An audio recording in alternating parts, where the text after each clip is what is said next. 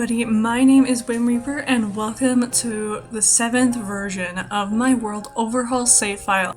I am so excited to bring this to you guys. I've been working on it for so long. The new worlds that are ready are Evergreen Harbor and Mount Komorebi. Unfortunately, I don't have cottage living, but I hope to have that one soon, so maybe I'll be caught up for once with my save file versions. Before I start going into some of the builds and the families that are included in this version, I want to say a huge thank you to Ema Sims. I think that's how you pronounce it, I'm not sure. I saw that she did a review of my save file on her channel, and I don't speak French, so I don't know exactly what she said, but just thank you so much for reviewing my save file. It means a lot that people are playing it, people are looking at it. So go check her out. I'll put her channel in the description if you're interested. Again, it's in French, but if you speak French, then you can look at that. But we're gonna get into the new version. Evergreen Harbor was mostly a challenge because you had to have these neighborhoods be one green, one industrial, and one neutral. And that is a lot harder than it sounds. So let's start in the green area. We have Grimm's Quarry, which I kept as the green area because honestly it was just easier. It's a nice area. So Grimm's Quarry has two houses, one of which is a mansion. It's not that expensive, however, and one of which is a middle of the range kind of house. There's also an abandoned quarry there, that's your community lot, and it has a natural well lot trait, so it's really, it's pretty sustainable, even though it's really trashy looking. I thought that the main idea of this place would be that it used to be a quarry, obviously now it's abandoned, and some teenagers had been hanging out here and kind of trashing the place. And then the city decided it's time that they're going to turn it into a community lot instead of just letting it go to trash, and you can go there and clean it up and turn it into whatever kind of space you want. There's some stuff there for doing like eco-lifestyle related stuff. Like I said, there is a mansion in this area. It's called Minor Mansion, and it is around 90,000 simoleons, so it's definitely doable, but it is on the pricier side.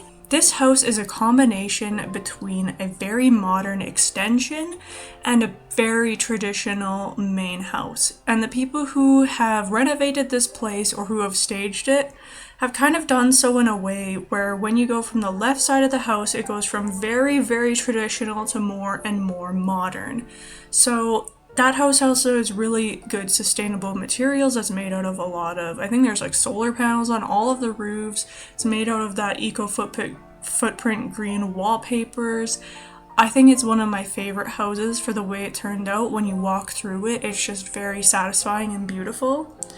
And I definitely think that the price is worth it for this one. Next we have the asymmetrical green home.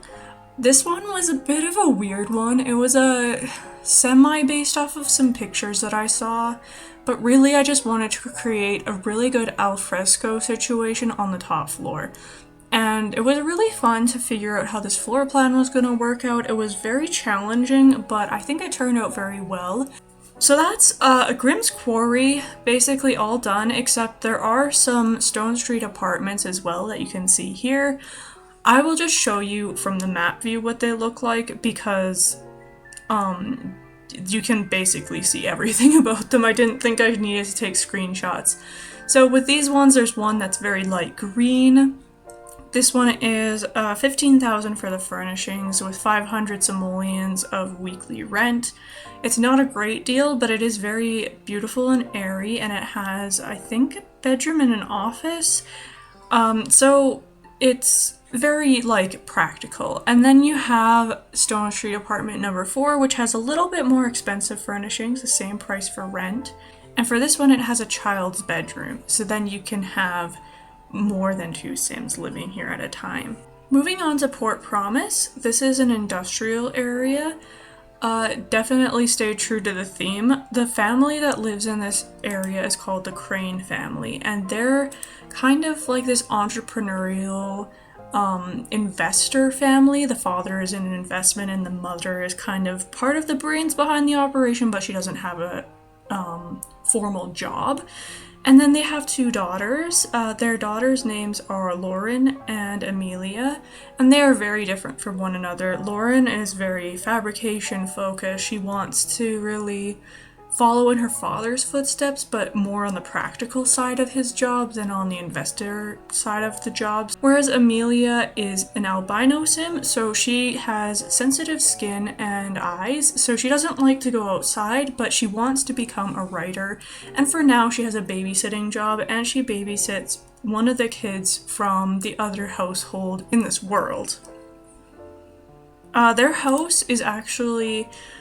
It's very huge because they're rich, but it's a converted factory and it is less industrial footprint than you would imagine. We next have the old railway bar, and this is kind of similar to the train station bar idea that is originally in Evergreen Harbor. It is made up of two different train cars, each on old abandoned tracks, and they basically are... One side is the bar and one side is the bathrooms and a little bit of a lounge area. So it's just a really nice place to hang out. I thought it was a really communal area where people could get together, and definitely in keeping with the industrial theme. It was super hard to make this lot actually, because underground, in order to swing it into the industrial footprint side of things, because it's such a small build, I had to put a bunch of walls underground. I think that they stayed. I don't remember if I canned that idea or if I actually still have the basement in, but it's just a bunch of walls with brick on it. Next we have the shipping views, which I don't even know if that's originally what that lot is called. It is the container home, the obligatory container home of the industrial area. Basically, it's meant to be more of like a workshop-y place. It's really cool. It has traffic lights in front of it, so I really like that one. I don't have any screenshots of it because honestly, it looks like every other container home, except for the traffic light thing. So if you're into that, then check it out, but it's meant to be your almost starter home of the area. Next we have Trendy Industrial, which I really like. I think it's a very different house. It's made up of these really thick walls, and the walls are actually rooms, but from the outside it doesn't look like that. So I like the aesthetic. It looks like the house is very small, meant to be like a boarding house for miners or port workers or things like that. But then inside it's quite big. It has 3 bedrooms and I think 2 bathrooms, a kitchen, and it even has this porch with like fake astroturf on it for like dogs. So if you have a dog, you don't necessarily have to like take them out for a walk. You can just let them go out on the balcony with the astroturf and play fetch out there. So I thought that would be kind of fun. Well, don't throw the ball over the balcony, but I like how it turned out. It's definitely different. It's not everyone's cup of tea probably, but I thought it was good. Next, we have the Everything Warehouse. This is the community space of the industrial area. It has some lot challenges, reduce and recycle, and landfill lot, and it also has a beautiful little market out back. It's kind of like a food truck place, so during the day, workers would go there. It has kind of like a factory-esque interior, but it's meant to be more like they would fix up old stuff there or recycle stuff there. And it has a lot of skill-building objects, but then it also has the market side of things. It's meant to be more young adult oriented or adult oriented in that it has a lot of skill-building objects for those age groups. So that is Port Promise wrapped up. I really am happy with how that one turned out as well. Next we have Conifer Station, which is basically the eco-neutral area, so it's just a normal neighborhood for the most part. I will start with the Pinecrest Apartments, which I'm going to show from the map view again. So we have number 404, which has fairly decent price furnishings, but pretty expensive rent. So I tried to use a lot of the unlockable fabricated objects for this apartment to make it look really modern yet really eco-friendly. And then the next door apartment is number 402, and again, it has very decently priced furnishings, but a little bit more expensive rent than in Grimm's Quarry. But this apartment is very full-on boho slash retro-esque. It's kind of like vintage, I would say. So those were the Pinecrest apartments, and the next place is Concrete Park. And it's called Concrete Park like it sounds because there's a lot of concrete. It's a lot of walkways, very big fountain area, and the idea of this park is that you could make it greener. It's not terrible. It's not like the level of the warehouse where there's brick everywhere and trash everywhere, but it is also wasting a lot of space just by having sidewalks, where there could be some gardens, there could be some extra playground areas, there could be some like dog training stuff there, and it's just not utilized to its full potential. So this is probably the nicest out of the community spaces, but it still could be improved. Next, we have Pigulock Manor, and I think that is the original name of the manor. I did not change it because I couldn't think of a better name, and I thought, you know what, I'll just keep the name. But it is completely different. I love it so much. And it has a very, very, very big open living area that connects onto this beautiful modern kitchen. It has separate dining, but the dining is like, it's still very open because there's so many windows on it. And all of the bedrooms, I think, are furnished very well. This is one I spent a long time on, and the outside of it, like, doesn't match the rest of the builds as much, but the inside, I think, is definitely my favorite design that I've done. It makes sense, the layout makes sense. It has this really cool basement with, like, a window bay in it, and a really good room for a teenage boy or girl, and I just think it's the best mansion. I don't know, it's hard to choose between Pigulock Manor and Minor Mansion, but I think both of them are very good. But Pigulock is definitely that extra bit of classy. And last but not least, we have the Hope household and their home. So the Hope household is basically about Kendall. It's all about Kendall, and that's what you need to know. She is very dedicated to community action, and she wants everything to be green. She wants everything to be perfect. She is a major time perfectionist. And she, unfortunately though, is mean. She comes across really strong, even with her own family members.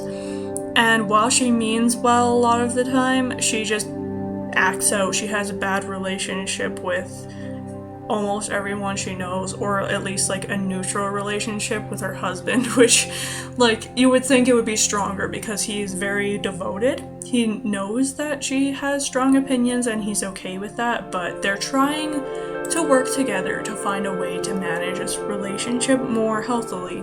And they have 2 kids. They have a toddler named Anthony Hope. He is adorable, he is a charmer, and he's a toddler, and that's all you need to know about him because toddlers are toddlers. But then you have Norman Hope, and he is babysat by Amelia Crane, and he wants to be active, but he feels pressured by his mom all the time to do all these things. Like, he's in scouts, he's in school, and he feels like, oh, I have to get grade A's, I have to be like a best llama corn scout I could possibly be. And he feels really pressured, but he wants to be a social butterfly. He's a very outgoing kid. So that is Evergreen Harbor, but we will now move on to Mount Komorebi. I think it's very, very hard to do a world overhaul for Mount Komorebi, and that is because the builds were already spectacular. I think that each and every single one of the Sims game changers, is that what they're called? EA game changers?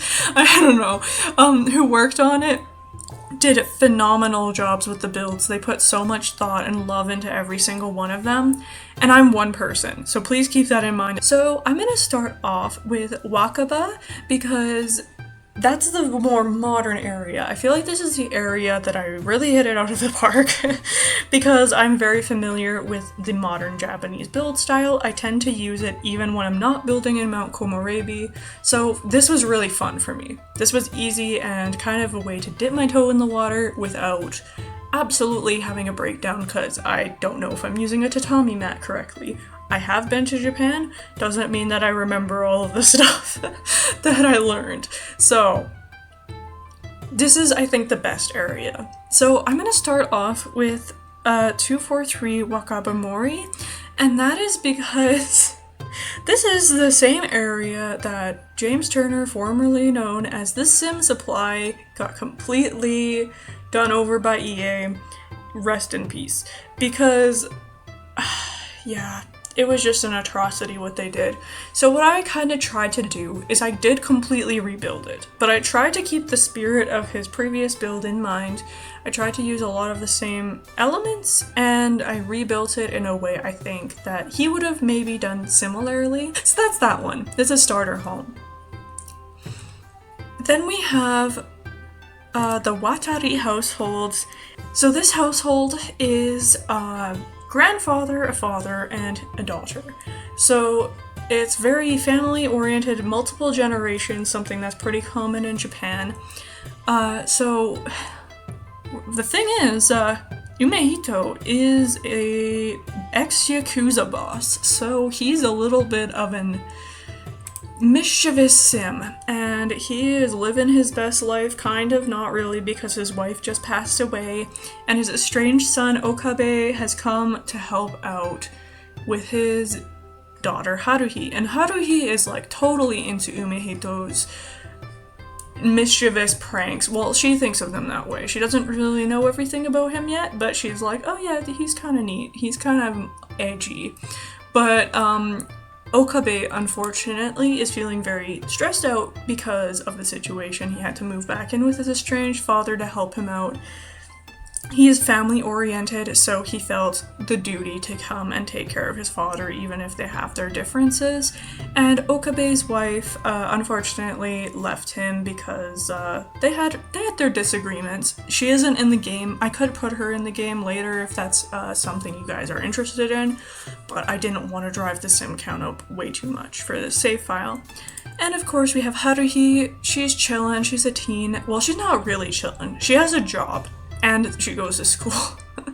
So she's not really chillin', but she is very easygoing. She's active and she's good, and somehow she gets along with her grandfather, even though her grandfather is evil. So we love that for her. Hopefully it doesn't become too much of a personality conflict. Next we have 251 Wakabamori, and it is a heckin' chonker of a mansion. It has a hefty price tag of over 200,000 simoleons, 4-bedroom, 3-bathroom, and it has fast internet, so that's a plus. It is very much modern, traditional Japanese mix.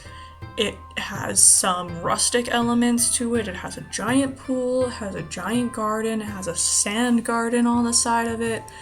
It is very open on the inside. It doesn't have a whole lot in the way of clutter.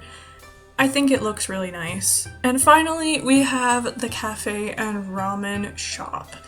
Now, the ramen shop might not be entirely accurate because I haven't been in a ramen shop. And just a confession. Well, I have been in one, but it did not look like this. It was more of a chain restaurant style instead of a small business style. I have been in a small business version of an okonomiyaki shop. So it is both a ramen and okonomiyaki shop. So then hopefully it's mostly accurate.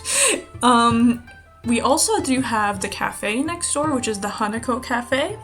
And it is very, very, very cute. It is like kawaii Japan to the max on the inside. The outside is less offensive, so then if you're walking by, you don't have to be like, whoa, that's kawaii, I don't want that in my game. But the inside is very kawaii. You could make it not so by deleting some of the decorations though, so if you're not into that, feel free to do what you will. There's also a little garden next to it, which I really like, think it would be very relaxing. I think this lot is one of my best commercial lots I've ever done.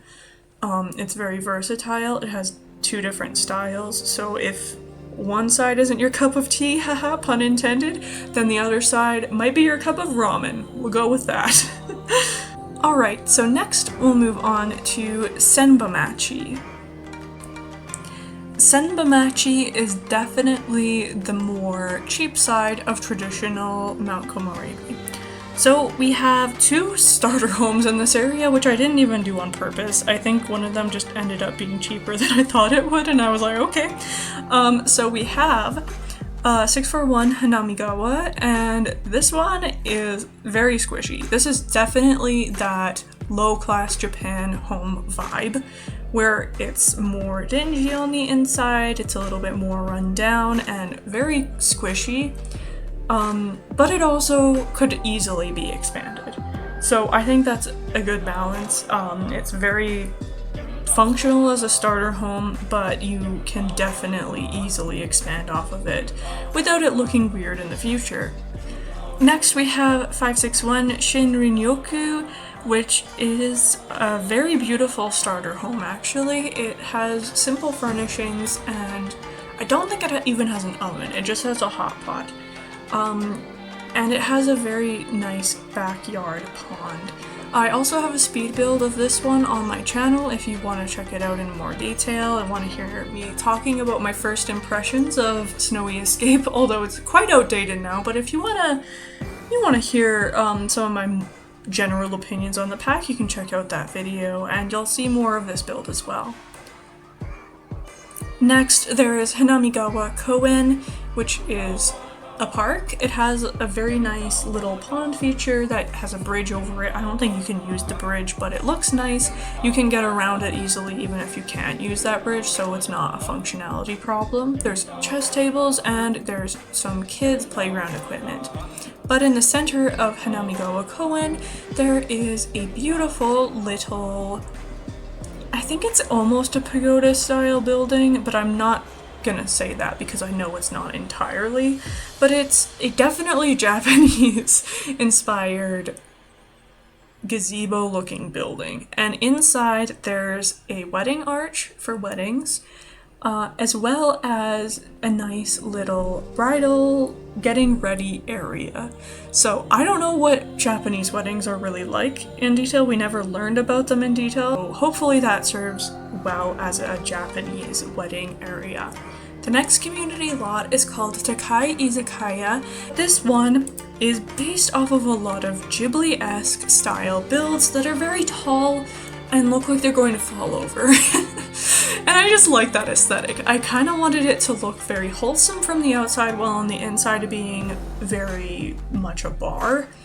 So then if you want that bar experience, then you get that bar experience. But from the outside, if you're not going to use the bar, it looks very whimsical. So I kind of mixed two styles and I think it worked pretty well. So overall, I'm very happy with this lot. And last but not least, in Senbamachi, we have the Sota household, and they are an interesting bunch. They're not really, that's the point. We have Hitomi Sato and Kiyoshi Sota. What? Sato? Sota? Okay. I'm gonna fix that before I upload this, don't worry about it. They are both salary workers, so they're very average Japanese adults. I think Kiyoshi has one more promotion than Hitomi, but they are very much partners together. Hitomi just doesn't want to get a promotion because she doesn't like writing, so that's her thing. And then as for their kids, they have pretty good relationships with their kids. Not great, they're just like an average family, but they definitely favor Chikako. I don't know why it shows her wearing a hot dog outfit in the thumbnail, but it's Chikako. And she is a little bit of a brat. She's definitely spoiled, she gets what she wants, and sometimes she is mean and her parents just don't care. Like, I've actually played with this family to get their relationships where I want them with each other, and I was even like, okay, I'll do a mean interaction in there because it's something she would do and maybe it'll give what is it called? A sentiment. But no, they both just like applauded her because apparently they love her as much as I want them to, so she can get away with whatever she wants. But then they have a teenage son named Ryu, and he is not as much loved. His mother has some good memories with him. They spent some time together. They like each other quite a lot. But he and his father really don't have any attachment. And if you read their description, you can pause the video if you want. You can see why. And that's just the way it is in this family. You can definitely have a lot of fun with this household, creating some drama within the family, but also outside of the family, I think, too, since they do have some relationship with the Watari household. But finally, on top of the mountain, we have Yukimatsu. This is where it's like right next to the skiing slopes. Originally, this area has an onsen and an empty lot, like an empty giant lot where I have this other onsen, which I'll talk about in a moment, and 2 rental lots. So I'm going to start with the rental lots. So we have 511 Kiyomatsu. It is 1,000 simoleons per day, so it's pretty expensive. It has an indoor spa though, so how can you go wrong? And it also just looks beautiful in the nighttime. You can watch the snow falling. It's so relaxing. I love this lot so much. It has so many lanterns on it. It's beautiful. Like, if I do say so myself. The furnishings I find aren't as good as they could be. They're not my absolute favorite job that I've done at furnishing something, but my goodness, is the outside beautiful, and the layout is very convenient too. It can fit a lot of Sims for a vacation. Next we have 512 Kiyomatsu, and I didn't take any screenshots of this build, mostly because it's a pain, but also because I find it to not be that great. It's a little bit lackluster. I put it on the gallery, and everyone loved it, and I don't know why. Maybe it's just because not that many people post in the Japanese style, and it happened to fill a gap in the market at one point, and people just scrambled and got it. I don't know. Then we have this double onsen situation, and you might be thinking, why 2 onsen? Wasn't one enough? I never used the one we have. Well, I made this one first, because I'm like, well, you have to have at least 1 onsen in Mount Komorebi, so this used to be an empty lot. I made Kiyomatsu onsen first, and I was like, why wouldn't I put an onsen on the bigger lot? I can make a really cool one. And I finished this one, and it is absolutely beautiful. There's 2 reception areas. One is like a men's side and one's a woman's side, and they each have gender specific areas, but then there are also areas where anyone can go, and it doesn't matter. So you can enjoy this lot no matter who you are. You can enjoy it with your male Sims and female Sims together. You can have it separated out like a traditional onsen would, and there's an indoor onsen as well. And even in one of the buildings there on the 3rd floor are 2 fake rental units, which you can go to, and you can stay at the onsen as if it's like a luxury hotel kind of thing. Now the thing is, it's not actually a rental lot, so this will just be free. To unlock that area, however, because I anticipated not very many people would be using it, you need to access the Sota household, and it's actually Ryu who locked the doors, so he can unlock those doors for you. So there's the first onsen. I was so proud of it. It's beautiful. It has a lot of outdoor hot springs too, just absolutely gorgeous. And then I go to build something new on the Sutafani onsen lot, which is the one that Deligracy originally made. And I was gonna put like I thought I could put the lounge up here instead, or I could put a restaurant up here, or even I could put a house instead of a rental lot up on the mountain. But the game will not let you change the lot type of this lot. So it's another onsen. But it's mostly a spa. So I thought with the new spa day refresh, I could make the top floor into like a little bit of a nail salon and some saunas, and the middle floor is a yoga studio and a massage I don't want to say massage parlor, it's not really. It's just like a massage room. And then we have an underground cavern that's full of hot springs and pools. So it is technically an onsen. It has all the stuff the game needs to call it an onsen, but it's really a spa. So if you want a spa, go there. A Japanese spa.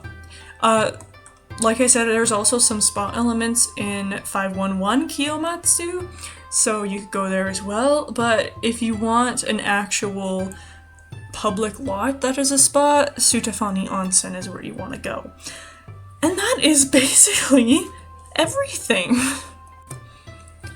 Like I said, Mount Komorebi is not as good as the original in my own opinion. I do think there are certain lots I did an exceptional job on, especially Kiyomatsu Onsen, because there was nothing there before. So on lots where they were just empty, I think you can't really do worse than empty. I'm not trashing on anyone's builds.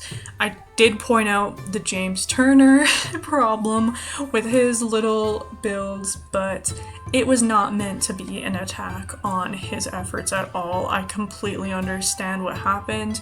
I am not trying to say I'm doing better than anyone. I'm not necessarily putting myself down either though. That being said, I think this was very successful overhaul edition. I really like both Mount Komorebi and Evergreen Harbor, how they turned out. I'm very excited and ready to do Henford on Bagley.